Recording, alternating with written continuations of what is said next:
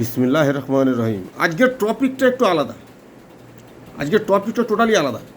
টপিকটা হচ্ছে কিছু কোরআনের আয়াত আমি তোমাদের শোনাবো, যার মানেটা ব্যাখ্যা করব। যেমন একটা আয়াত আছে, বিসমিল্লাহির রহমানির রহিম, ইজা ওয়াকাআতিল ওয়াকিয়া লাইসা লিওয়াকাতিহা কাযিবা খাফিদাতুর রাফিয়া ইজা রুজ্জাতুল আরদু রাজ্জা অবুসাতিল জিবালু বাসসা ফাকানাত হাবাআম মুনবাসসা وكنتم أزواجا ثلاثة فأصحاب الميمنة ما أصحاب الميمنة وأصحاب المشأمة ما أصحاب المشأمة والسابقون السابقون أولئك المقربون في جنات النعيم। এর মানেটা আমি আপনাদের শোনাচ্ছি এবারে। এর মানেটা হচ্ছে যে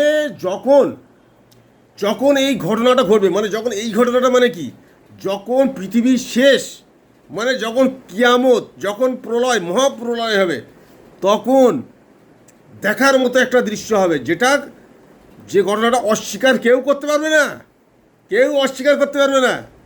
তখন উঁচু জাত আর নিচু জাত, ঠিক আছে, কোনো জাত থাকবে না তখন।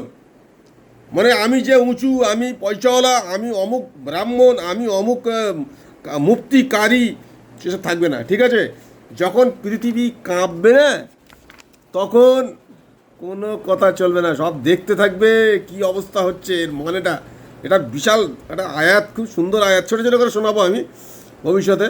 পাহাড় পর্বত ধুলোবালির মতো উড়বে, কি বুঝলেন, মানে পাহাড় পর্বত ধুলোবালির মতো তখন তিনটে দল ভাগ হবে, তিনটে দল তৈরি হবে। তিনটে দল মানে যারা উত্তম দল তারা ডান দিকে থাকবে, আর যারা নিকৃষ্ট দল তারা বাঁ দিকে থাকবে। আর যারা একটা দল হবে সে সামনেই থাকবে একদম, মানে ডান হাতের দল বাঁ হাতের দলের সামনে আরেকটা দল থাকবে, তারা অতি উন্নত দল। সে দলটা কারা?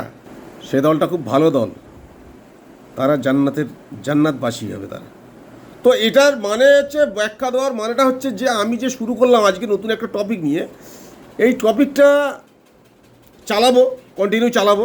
কারণ হচ্ছে এটা একদিক দিয়ে সমাজের সচেতনমূলক, যারা খুব মানে পাওয়ারফুল লোক, তাদেরকে জানানোর ব্যাপার, যে যারা 2-4 দিনের দুনিয়াতে এসে তারা মনে করছে যে আমরাই মানে গড, নিজেকে গড মনে করছে, পাওয়ারফুল হয়ে গেছে, ঠিক আছে।